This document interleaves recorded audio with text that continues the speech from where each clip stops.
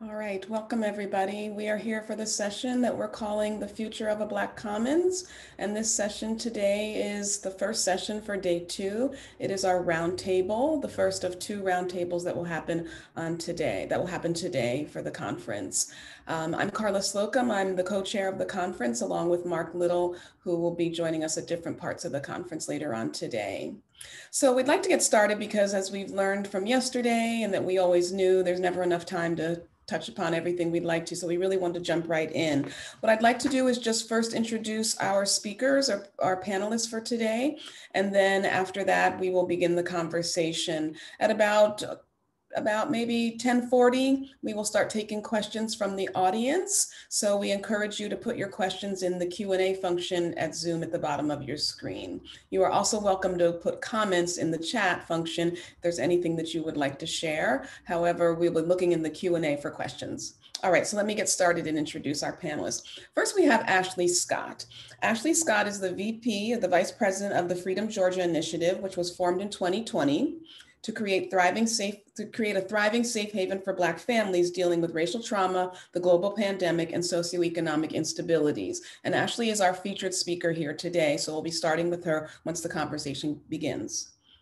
Next, we have Kofi Boone, who is University Faculty Scholar and Professor of Landscape Architecture and Environmental Planning at North Carolina State University. We also have Willie Wright, who is the Assistant Professor of Geography and Africana Studies at Rutgers University. And we have Patricia Zundi Yao, who is founder of Canaan Land, which is a sustainable agriculture enterprise in the Ivory Coast that seeks to feed West Africa. Thanks everybody for joining us today. All right, so we want to get started with Ashley. We really want to hear, you're the reason that we're here. Of course, we know that in the summer, we heard a lot about your organization and the fact that you had acquired 100 acres of land, and you can correct me on any misinformation that I'm saying here, but this is what I remember from the news. And it was a big news story. It actually just came up on several news outlets. And so we really excited to have you here to tell us more about the Freedom Georgia Initiative. So tell us what it is, how it got started, what your goals are. We'd love to hear about that. Absolutely. First, thank you so much for having me. It's an honor to be a part of the conference and this panel today to discuss the future of Black Commons and the Freedom Georgia Initiative. At its core, we're a business. We're 19 families that came together to purchase this land to create a safe haven for ourselves, first and foremost, for our children. And it has expanded into a bigger vision because of the amount of coverage we got. It was clear that this ideal of having a safe space, a safe haven, this idea of municipality building, it struck a chord with many people because it's a solution-based opportunity to take care of our own problems, to really start to address the disparities that disproportionately affect Black Americans. And so we wanted to, farm and have a place to get outside and to connect with nature and to retire and to have a space where we could just feel comfortable being authentically who we are. And I think when we shared that with the world, it really resonated in a powerful way because we have had so much trauma just because of being Black in America. We are constantly bombarded with the microaggressions, with the right out terrorism that we see from police brutality, that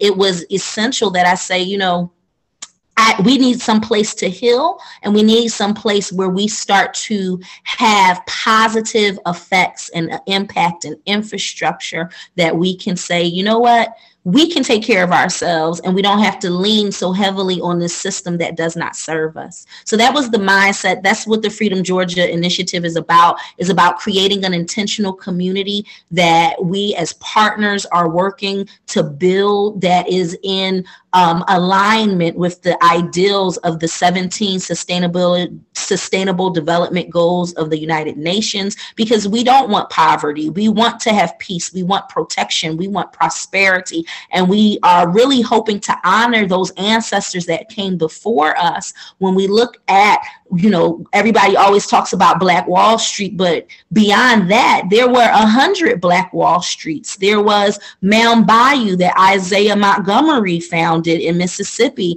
There was Eatonton, Florida. There's so many communities where we not only built it and thrived, but it was how we raised our children. It was a mindset. It was a culture. And so we want to bring that culture back of us working together and having that collaboration, that cooperation, and that village and that tribe, that genuine family, because that's what creates community. And that's what makes safe spaces, is it being together in that geographical location, in that proximity where we can say we are empowered and we are in ownership of this land, of these spaces, and we are in power and in control of our food, of our water, of the infrastructures that we tend to spend money on in traditional capitalism. That's why we see that our dollar only circulates for 6 hours. We don't own anything. So the Freedom Georgia initiative is a movement about ownership and self-sustainability and economic independence and healing ourselves, really taking responsibility and accountability for our own community. Tell us about the 19 families, and you clearly you're familiar with the history about communities like your own that have started across time. Were you already steeped in this history? Were you already familiar with this history? And how did you all connect among yourselves? Yeah, I mean, I won't say that I knew everything about all the different communities. I mean, obviously, we have clear indicators all around us that we have historically Black communities that were successful. And so in my eyes, with the police brutality and what was going on, it was about structural issues. And we all, have been having conversations for years as friends and as families about how do we change and really make a difference for our lives and our children. And these are just the conversations that we would have in our church. Our pastor is a member of our 19 families.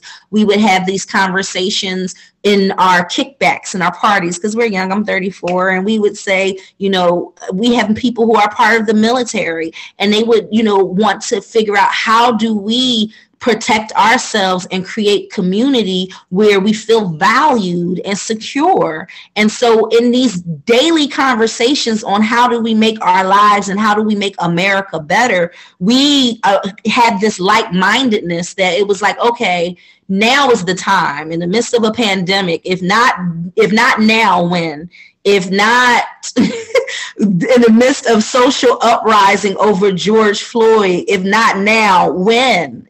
So it was like, okay, the stuff that we talked about at the dinner table, it now is time to implement and say, how do we come together and, buy this land and build this community and be purposeful and strategic. We had heard the speeches, we saw the people protesting. So it wasn't us going out and finding other people with big money. It was just us looking to ourselves. So the 19 families are genuinely the people who were already in our community. It was my friend Renee that I also met at church. It's my good friend Laura, who was a friend and business partner of mine from a recording studio when I used to run a recording studio. It's my friends from high school that are in the Navy and who were like, I want to buy land and invest. And so you connect with the people who are already around you, who are telling you like, hey, this is my heart's desire. And you figure out, okay, how can we work together to make it happen?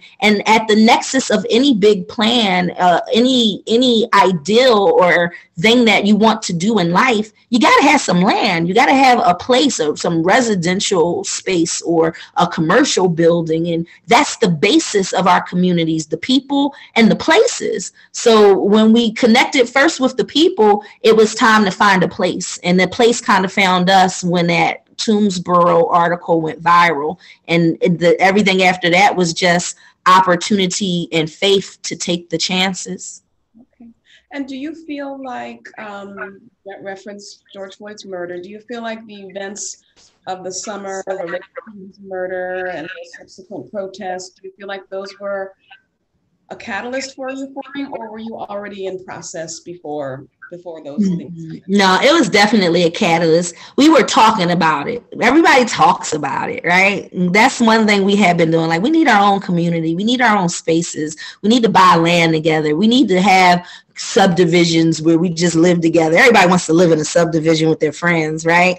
But it was the probability of the social uprising of George Floyd and then Ahmaud Arbery and Rayshard Brooks. Like, when you mix that with this innate vision you've already had and that momentum of something's got to give, something's got to happen. And then, it doesn't take a lot really. When as a real estate agent, I was thinking, like, what can I do to really help push the needle, make a change? And so bringing my friends together to say, you know what, let's buy this land and build something, because if nothing else, that's our act of revolution. That's our act of resistance, is to come together and collaborate on really building our wildest dreams. Like, that is the act of revolution that I wanted to create for my family and my friends. And so that's what really pushed it. It was like, you can't sit here anymore and ignore that something has to change, and you can't be a couch potato to do it. You have to go put your hands to the plow in some meaningful way.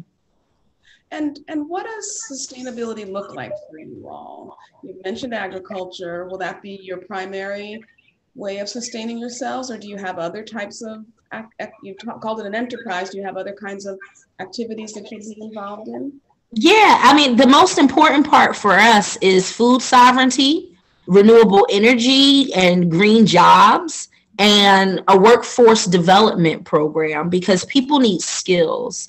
And to be able to teach people how to build houses that are green in a community that's so beautiful. Like, the area we're in is pristine. It's full of nature and greenery. And so we want to build in a way that doesn't just degrade the environment, but works with it and practices permaculture, regenerative practices, because we're dealing with a real crisis around climate change. So we want to be the change we want to see. And in that mandate, our goal is to do everything with an eye for sustainability, because it's not about us, but the generations that are coming. And so we knew we wanted to practice enterprises like hemp production. We're heavily lobbying here in Georgia and strategically working to get laws here in Georgia around recreational and cannabis, because that's coming down the pipeline. And we want to be able to be at the forefront of training people, particularly Black people, in those jobs. And so to be able to have holistic communities where people are learning agricultural innovation, because we're working with these greenhouses, and there's a computer and technology component for how we can run these greenhouses efficiently and in such a way that we can have succession planning and planting, so that we're constantly meeting the needs of the restaurants and the cafeterias and the people who are not just in the freedom community, but 3 hours within a radius of our community. So we can really help all of the metro areas that are in this area. So we are thinking about how do we help protect not just Freedom, Georgia, but the vulnerable and underserved communities all around it by having these workforce development programs that focus on food and renewable energy and technology in this way. Okay, well, it's well thought out. I mean, it's very impressive. I want to turn to our other panelists now. Of course, this is an area of my own research, but I'm going to turn it over to the panelists to talk about or help us to put what you all are doing in a broader context. You've already mentioned the history, but I'd like us to just think about other kinds of ways that Black people have organized for community building, for placemaking, and these kinds of things. So Kofi, what strikes you when you hear this story and think about the context of it? Great, thank you, Carla. And I want to salute Ashley and all the incredible work you do in Georgia, as well as all the work with panelists. I'm in a profession that's not well known in our community and Black communities, landscape architecture, which is associated with a lot of the issues that Ashley is talking about. The issue with us is that we don't have a cultural grounding and an understanding of Black communities that both can attract more Black people to consider this profession, but also to have our profession acknowledge the harm done by technical experts and others who are completely oblivious to a lot of things that actually kind of laid out on the table. So I wanted to start with that particular comment.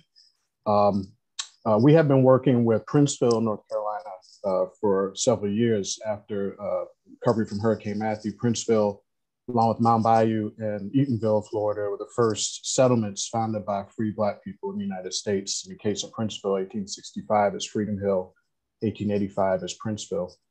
And it's been an ongoing struggle since our people were brought against their will to this country. This idea of self-definition, bringing our cultural traditions from our African roots and translating them to a new context in the West, and also defending those particular communities, the ability to allow those places to grow and to thrive. So since early settlements, Princeville, Mount Bayou, Eatonville, Florida, a lot of the issues that Ashley laid out have been central to our conversation, the sustainability of our communities. If you move forward, and this is happening in the aftermath of the recent American Rescue Plan, and $5 billion, targeted to quote unquote disadvantaged communities, we know that that's a drop in the bucket compared to the land loss our people in our communities have experienced, even since the 20th century. Somewhere in the neighborhood of $300 billion of value of land that was lost for a lot of reasons, but specifically discrimination against Black farmers and Black landowners. So we're always in this sort of battle of finding opportunities for self-definition, for continuing our practices, for strengthening our communities, and defending them against racism, against white supremacy, against threats from the outside. And I think that maybe where we are now is the ability for people like Ashley and others to leverage sort of the tools that we have at our disposal to deal with those parallel and independent of a lot of traditional ways of doing it. The Black Commons as a term was brought to my attention through the Schumacher Center based on a letter that was written in 2018, recounting the story of Black community land trusts. Community land trust as an idea actually came from Black people in the South as another extension of the civil rights movement to talk about ways of making land and property development more accessible to our people to build wealth. So it's an invention that actually comes from the challenges that Ashley put on the table. And then Black cooperatives, which in addition to farmland, the great scholar W.B. Du Bois wrote extensively about, was about a way of pooling what we might call today microfinancing or mutual aid or horizontality, the ability for Black people to pool their resources, either to bring prices down to purchase goods or to increase power for people who are working, or to collectively organize people with modest resources pooled together for a common interest. And so what Ashley is talking about, I think, is a part of a great tradition. What she's talking about is really applying those in the current context that we're facing. Thanks. And Willie, this also relates to your research and work as well, your areas of interest. So share your thoughts on what you're hearing from Ashley today. Yes. So when I sat down and just dug more into what Ashley and the collective that she's a part of are doing, it made me think about, as Brother Kofi was saying, like there's a long tradition that traverses across various temporalities, different spatial places, like different places of Black folk working in commons to create a sense of self-determination, right, that fits their particular ideals and their values. And it got me thinking about, because I'm like in the midst of like digging through this book project of the Republic of New Africa and this collective of Black revolutionaries who believed, right, that as Black folk in the US, we were a nation of people and deserved our own nation state, and that nation state would be in the Deep South, right? But for the RNA, one of the key components of building that nation would be the formation of new communities, which for them would be these Black designed and developed and led cooperative communities in the Deep South, right? So they envisioned the creation of new communities in places like New Orleans and Jackson, Actually, originally they planned to buy rural property in Hinds County, which is the county that Jackson, Mississippi is located in. But because of things that we've heard, like Brother Kofi and Sister Ashley say about the forms of kind of interpersonal white rage and violence, in addition to the infrastructural or the institutional violence of racism, right? The RNA's attempts to purchase that land were thwarted. And so what I see today, and what I argue today, is that there are cooperative communities emerging in Jackson, Mississippi, right, as a direct result of what the RNA were trying to do in the early 1970s, right? This migration of new African citizens to Mississippi, to Hinds County in 1971, opened up the space and opened up the imaginary as well, like the spatial imaginary for creating a collective cooperative community that I see happening in West Jackson with the cooperative community of New West Jackson, where you have self-ascribed new Africans, right, who are coming together to purchase land in a community, right, before developers come in and begin to see value there, right? They're seeing value in this land based on the fact that our people have been there and been, subsisting and sustaining there in the midst of all this disinvestment, right? And working with the people to try to build that space up and create this kind of buffer zone of sorts, right? Understanding that in due time, right, the kind of developers will begin to see potential value in that space. So I think oftentimes when we think about the collectives and Black folks' relationship to land, we see it in the rural context because that's where our ashe is, right? But I love to think about it in terms of the duality of the rural and urban Black cooperatives. And Patricia, you've started your own community of sorts with New Canaan land, sorry. And she's mentioned, Ashley has talked a lot about the centrality of agriculture to the Freedom Georgia Initiative. So tell us your thoughts on what you're hearing from her, and also tell us a little bit more about your organization. Thank you so much. First, thank you for inviting me for this conference.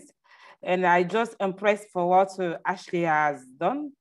And the big lesson I want to learn about actually experience is that when our community is facing some challenges, the answer could provide by a person of a member of this community.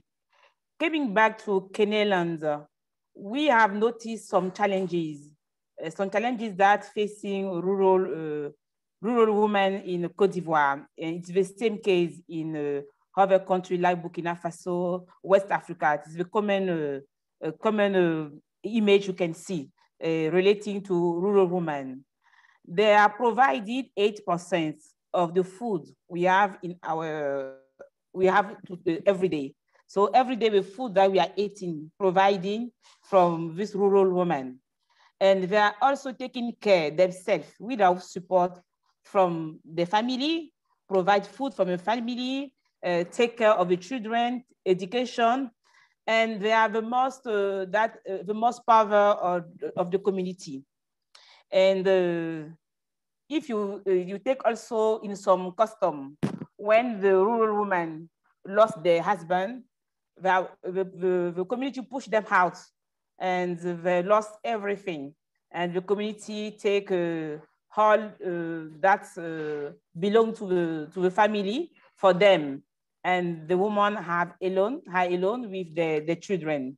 So we, Canalan, we decided to build a paradise, for this rural woman. And for this reason, we purchased 100 hectares with the support of the family, of my family and some friends. We purchased 100 hectares. And for this 100 hectares, we decided to build a paradise for this woman. So it's about making some infrastructure, making some irrigation on this lands, and allow this rural woman to come on this site, so they can have a land, they can have seed, they can have fertilizer with the ecosystem we have built, and they are able now to plant some crops with ag value, and we support them also to access to the market.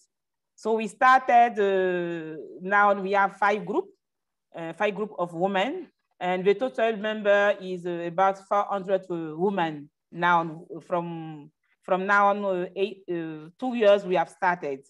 And what we noticed that with those women, we see some changing in their life.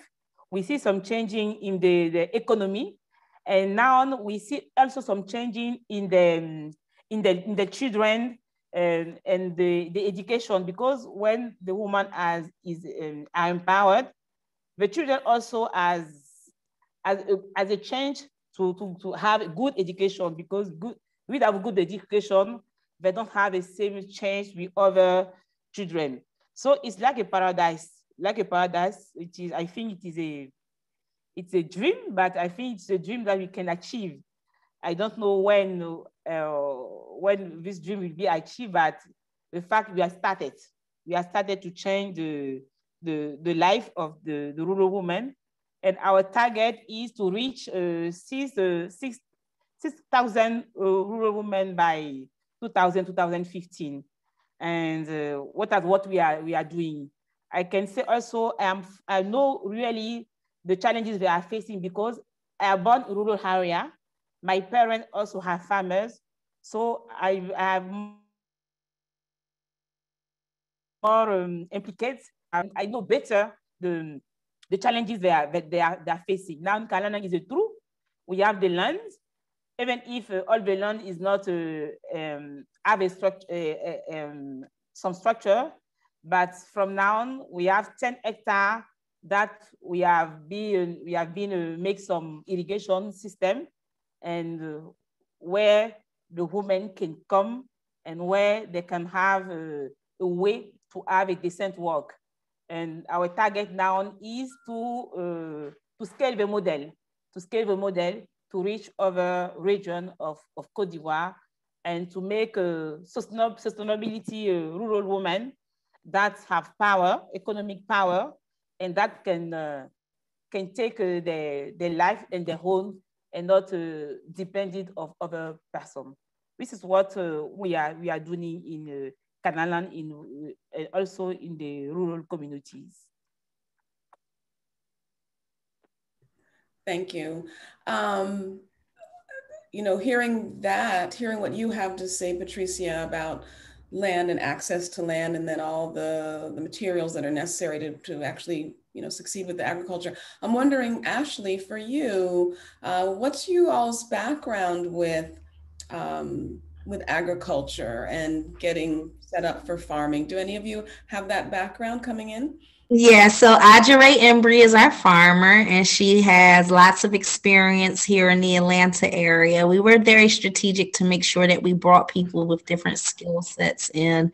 And we were lucky enough that we had friends, genuine people who we were connected to who had those skill sets. So she's a master farmer. She has experience in the cannabis industry. She also has experience in growing organic foods and stems. So, and she also has experience in the retail space for farming, which is a really essential part of being able to take those, that produce that we grow and getting it into the hands of the people and into the communities that need it. And so having those relationships with the farmers markets and the retail spaces, the grocery stores, that's important. And so we are lucky enough to have Ajare as a principal partner in our business, who's a farmer. And then we are always in partnership with other organizations. We can't do this alone. So while we might have 19 partners who are founding and founding families of freedom, we are constantly bringing on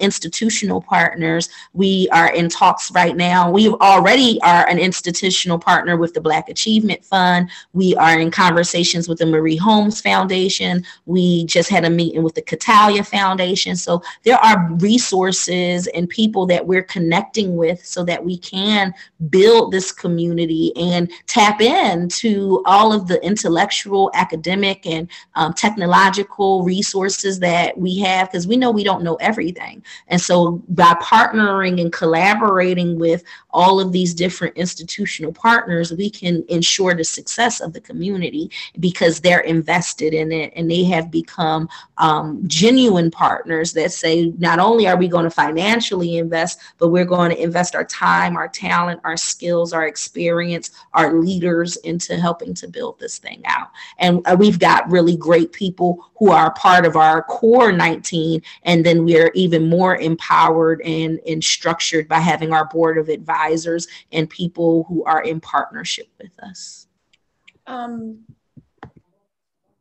really glad to hear that, being here at the Black Communities Conference, which, as you know, our subtitle is A Conference for Collaboration. So just hearing what you've just described about the different kinds of partnerships and collaborations that you've started, it's exactly the kind of thing that we're trying to promote here. So actually, we're going to run out of time here. However, we would love to hear more from you about that in the future and maybe during the collab session coming up afterwards. I do want to remind people that there's a chance to put your questions in the Q&A function. I see we have a couple of questions, so actually I'm going to jump to one of them.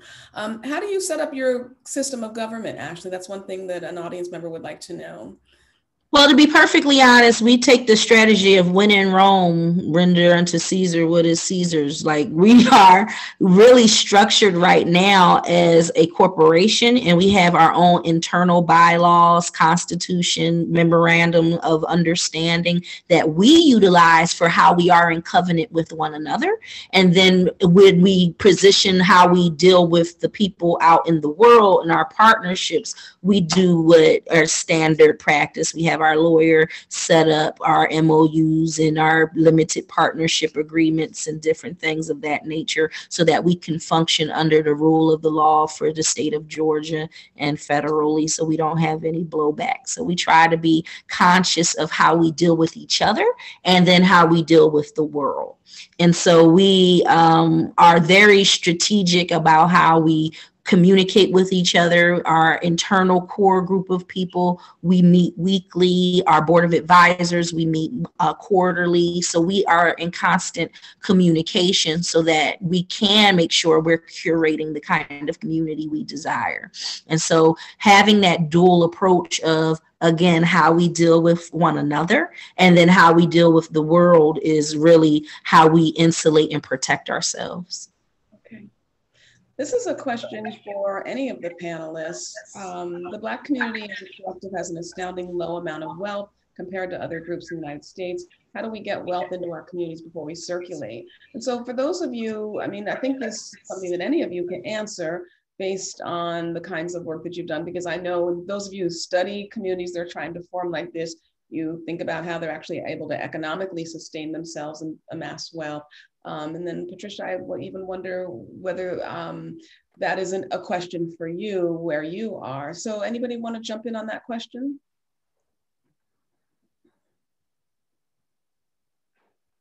Willie, you want to go first or you want me to jump in? I could say something briefly. Go ahead. I think Ashley was mentioning earlier, right, that it's not necessarily an issue of wealth, but an issue of like maintaining that wealth, keeping that wealth in-house.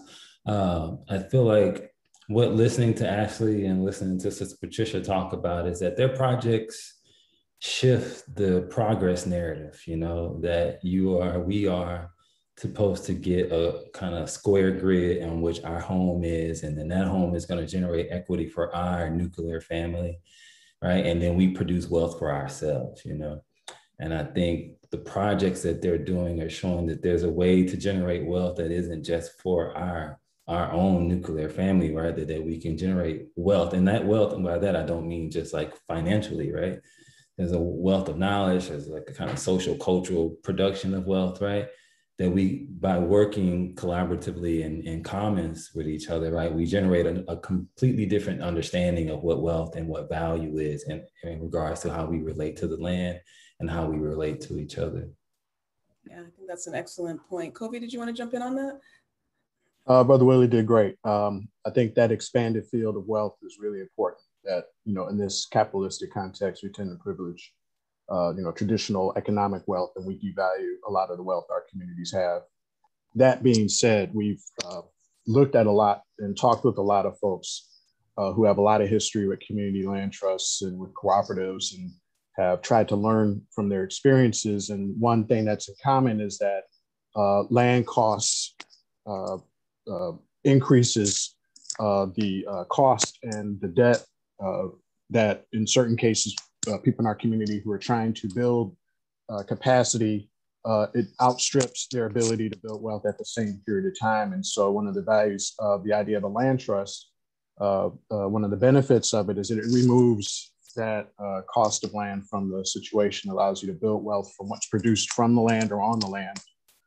And there's sort of a give back to that wealth back to the collective based on the use and occupation of that land. So that's one of the reasons why community land trusts emerged, and particularly emerged from the South and from Black people, was the idea that in a capitalist society where land is seen as a commodity, which actually culturally is foreign to Black communities around the world. We don't often think about that, right? That's really an invention of the West.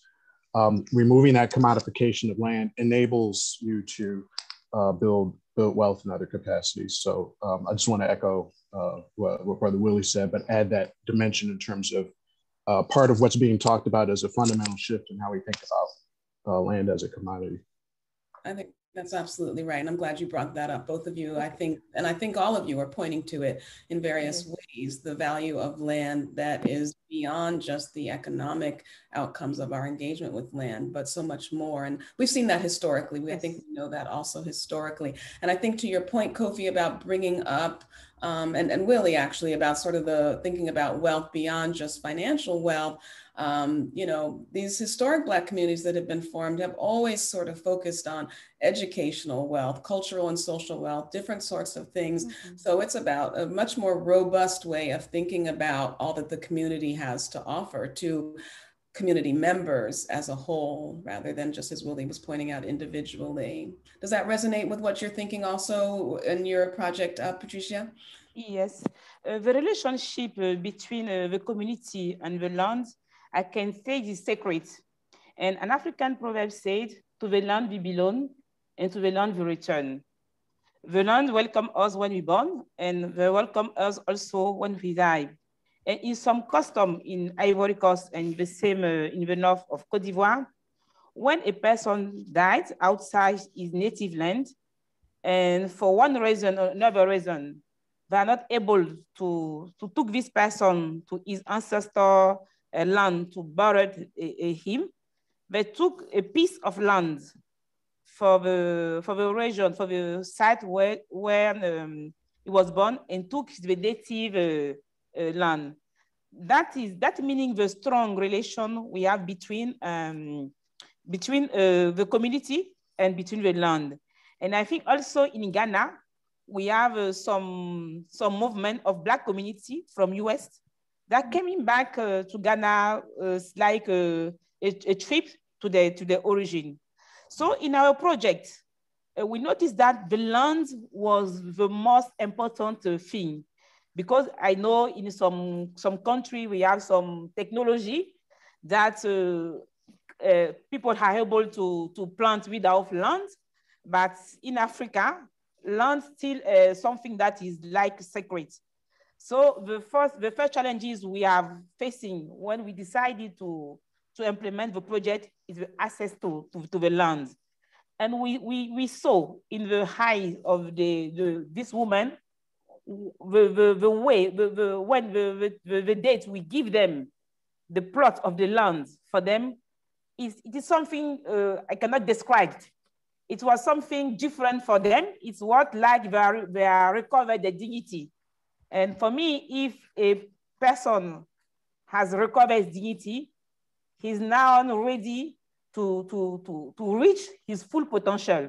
And this is what we are experimenting with those women. Because before they don't have access to land, so they are in the precarity situation, because in any time we can push them out of the land. But now they have access, sustainable access to the land, and so now they can give the full potential. They can now reach the full potential because they are now in a sustainable case.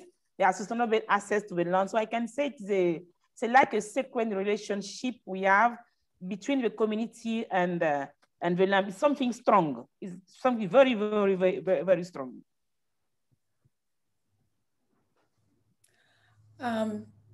we are racking up a lot of questions in the Q&A. So if I look distracted, it's because I'm noticing the mounting number of questions, and I'm going to try to get to them. This has obviously generated a lot of interest, which is wonderful. So let's move on to those questions.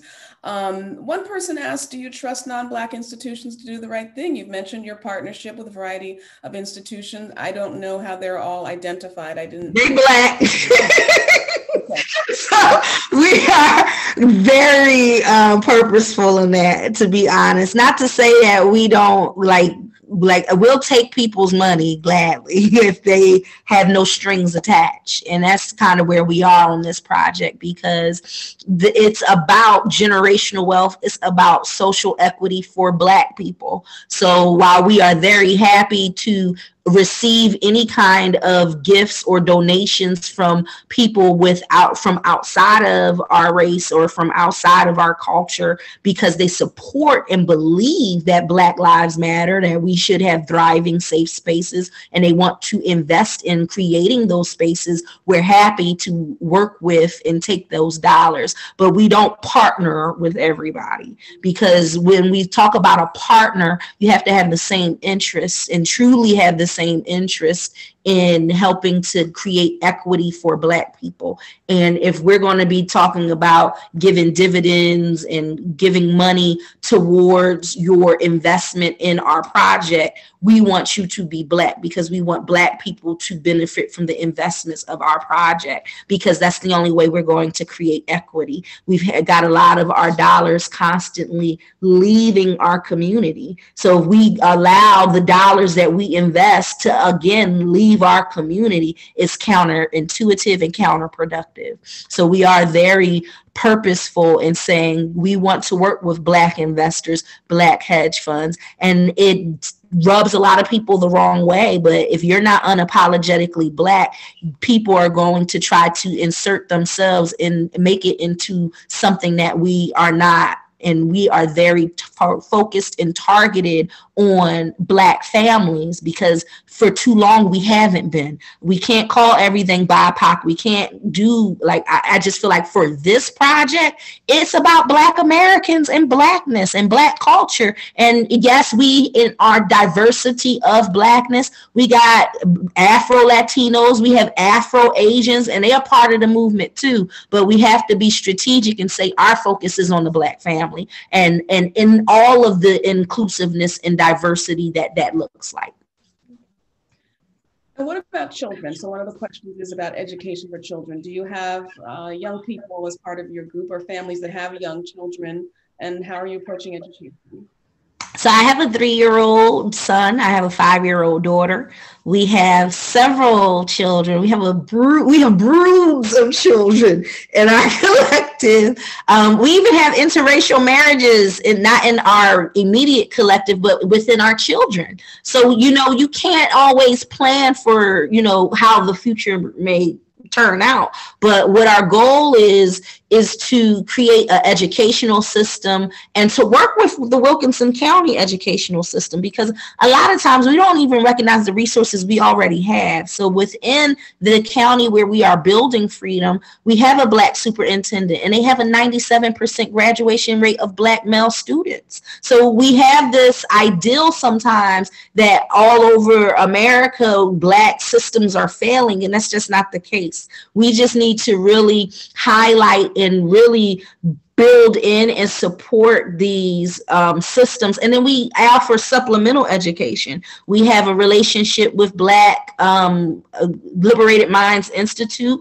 And that's something here in Georgia where our sister Queen Thais, she has an excellent curriculum that we utilize to teach Black history to our students. Again, with our Black Achievement Fund, because even beyond just the children, we have to do adult education, and we need to be able to provide services to our men and our women to make sure that they're holistically developed, right? So we're looking at bringing and working with people in partnership.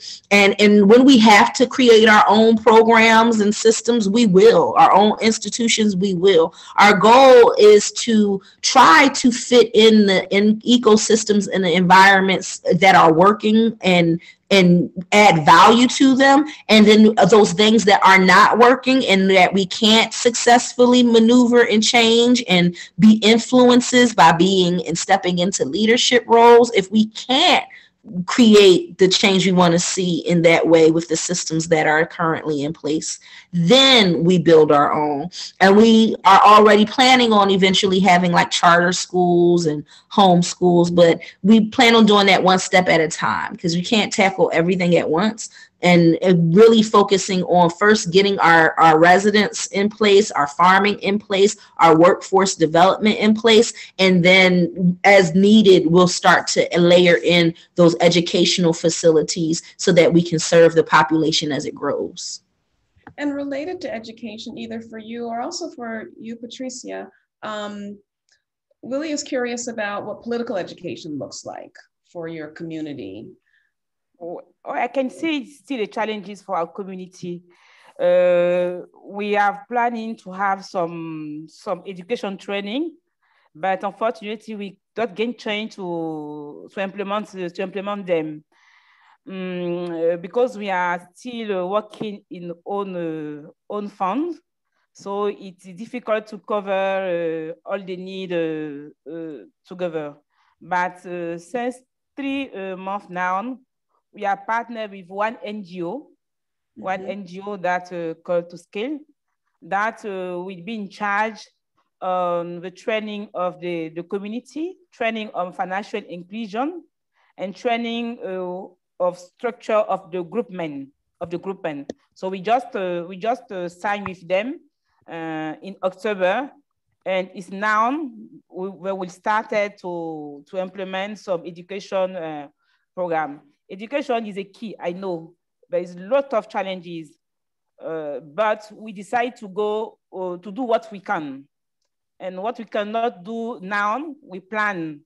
But now we are getting some synergy. So we get one synergy from one NGO that will be in charge of training of sustainable agriculture, because it's something that costs to us too much. People are not have some habit of digital, so we have to deploy a presential education. Is now we are working in a digital platform that can allow us to reach large people through digital, but still in a project. We are at the beginning. We approached the government, some organization, but we didn't get good feedback. But now, after we have some results, we share with them our impact report. So now we are getting some good contact with organization, and I hope that this contact will be something that will be we get some synergy, so that they can take a piece of the challenges and to address. Example for education, we have some organization that is in charge of them. So now we are talking to them. So each organization can take a part of some challenges, and we can focus now on the economical challenges, something like. So it's a key. Education is a key, but unfortunately, it's still being a challenge for us. And we are expecting that with the first NGO we are partner, we will have some results. That is the challenges we have. Okay. Another question is, how do you admit new members, Ashley, to your group?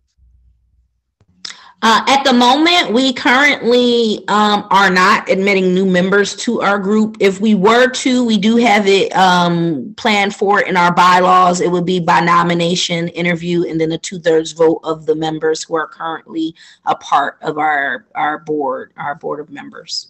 Have you been approached already about people? People are always asking to be a member of the company, and we're like, it kind of don't work like that. At some point, what we do, we always encourage people who are like, oh, I want to join, I want to be a part of it, is to become part of our institutional nonprofit 501c3 partners with the Black Achievement Fund, because we have to organize ourselves and really get into a space where we understand what resources we really have and how those resources can support not just what we're doing in freedom, but communities all over the country, because people have been attracted to our story because of the success we had with CNN and BET and everybody talking about what we're doing. And so now we have so many people who are awakened to the idea that their little bit of money that, and we, with the fund, it's a $9 a month donation. Some people give more. We have one member giving $250 a month.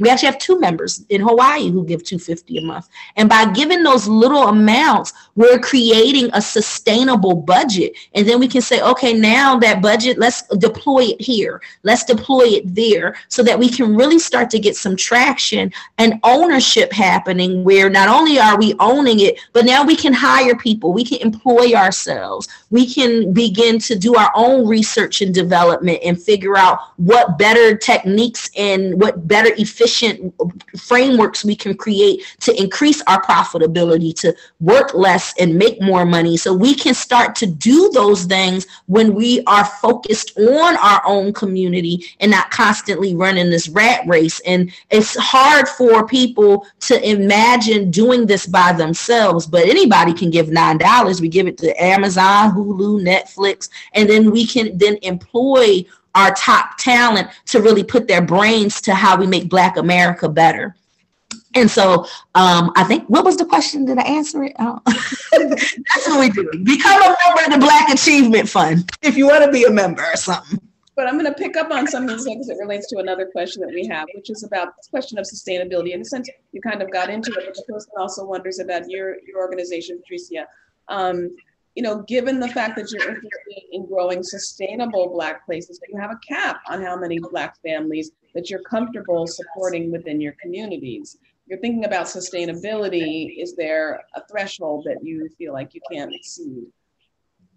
Yeah, for us, the land dictates the threshold. So as we look at, okay, when we know we don't want to build anything over 3 stories except our tower. We have an exception because we know we want to have a nice tower place for offices. But we already knew what our mandates and our goals for environmental sustainability and aesthetics and design. We knew what we wanted. And in that, we said, okay, we don't want to overwhelm the land. Our land is full of, you know, deer and butterflies and bees and wild boar and thrive in turkey. You know, we don't want to come in and disrupt and dismantle this entire ecosystem. So our goal is to work with our environmental specialists and our talent in those areas, because we have, and we're lucky, and we are getting Black talent in all of those areas who are reaching out to us that are saying like, hey, are you thinking in this way? And we're like, you know what, we weren't, and we want to, because we don't know all the things that we don't know, but we do know we want to be as sustainable as we possibly can. And we've been attracting the right kind of talent in Black people and in people, not even just Black people. We get white people, Asian people, all kind of people who want to help us. And we take that knowledge and that input if it's something that we find to be valuable. And so our goal is to allow the land to dictate how many people can be a part of freedom. And we'll buy more land. And as there's more demand, we'll continue to buy land and do it in that way until we have to say, hey, we're on the freedom, Texas, you guys. We're on the freedom, Louisiana. Patricia, do you have a maximum number of people that you're willing to incorporate into your community, thinking about sustainability of the land? You're on mute.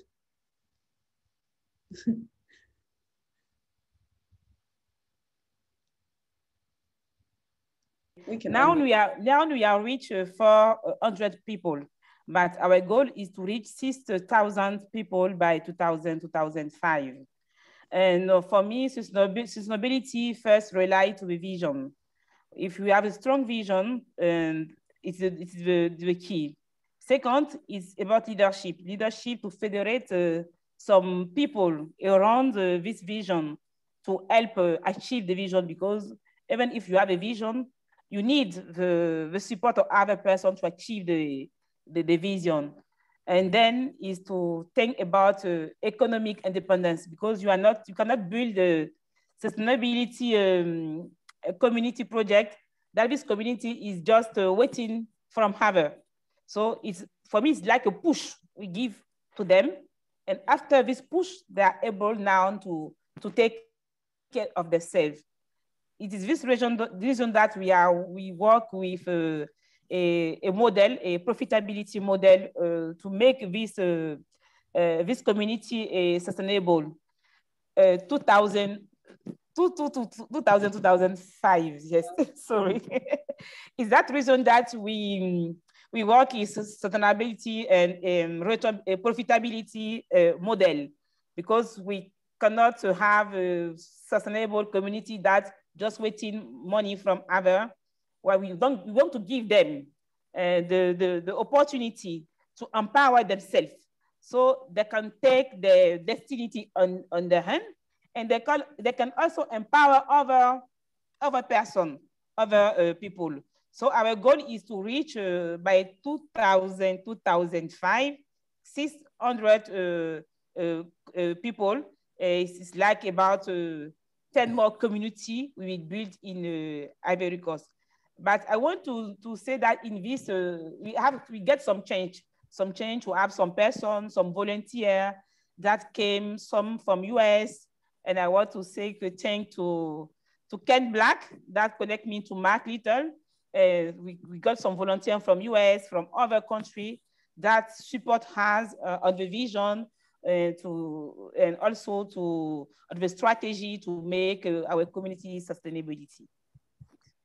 Great, thank you. I wish we had more time. We have actually exceeded our time just because there were so many questions. If you are interested in this topic and want to continue the conversation, we request or encourage you to come to the next session that is happening in 4 minutes. The collab session, that if you're registered for the conference, you received a link to that in your email this morning. So please join us, just pivot and head over there and we'll continue the conversation there. I really want to thank our panelists for a really dynamic and great conversation. Ashley, thank you so much for joining us and sharing information about the Freedom Georgia Initiative. We wish you much success, and we're going to follow how things are going. Kofi Boone, Patricia Zundi Yao, and Willie Wright, thank you all for joining us and contributing to the conversation. And we hope we can do this again. Thanks very much. Bye-bye.